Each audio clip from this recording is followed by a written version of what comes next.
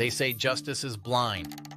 When we walk into a courtroom, we want to believe that the judge facing us relies solely on laws, evidence, and logic when making a decision. How severe is the crime? How remorseful is the defendant? What does the statute say? This is the ideal world taught in law schools. The decision-making mechanism is supposed to be rational, operating like a machine.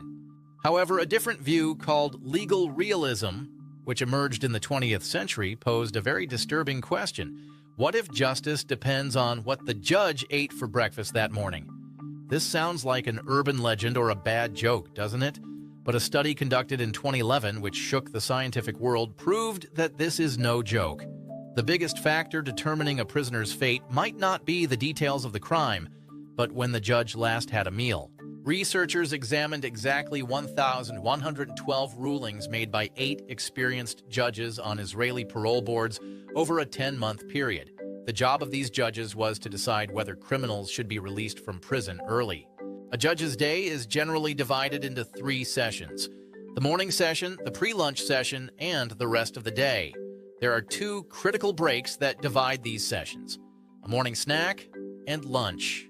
Here is where the data gets absolutely mind-blowing. When researchers plotted the decisions on a timeline, an incredible pattern emerged. At the very beginning of the day, when the judge is rested and their stomach is full, a prisoner's chance of being granted parole is about 65%. However, as the hours pass and the judge reviews file after file, this rate drops steadily. By the last case, right before the lunch break, your chance drops to almost 0. Then what happens? The judge takes a break, eats a sandwich, maybe has a piece of fruit. When they return, the rate suddenly shoots back up to 65%, and the cycle begins again. As fatigue increases, mercy decreases, and by the end of the day, it drops to 0 once more. Think about it. You could be 2 people who committed the same crime, received the same sentence, and showed the same good behavior. But if your file is reviewed in the early morning, you walk free. If it's reviewed right before lunch, when the judge's blood sugar is low, you stay in prison. So are these bad judges? Are they acting unfairly? No, they are simply human. And what they are experiencing is known in psychology as decision fatigue or ego depletion. When making decisions and exercising willpower, our brain burns energy just like a muscle. Biologically, it burns glucose. When a judge thinks, should I release this person, it is a mentally expensive operation. They have to analyze risks, recall details, and weigh their conscience. When mental energy runs out, the brain goes into self-preservation mode and takes a shortcut. We call this the default option. What is the default option for a prisoner? Reject. Why? Because rejecting maintains the status quo. The prisoner is already inside. They stay inside. For a tired brain, this is the safest and least energy-consuming decision.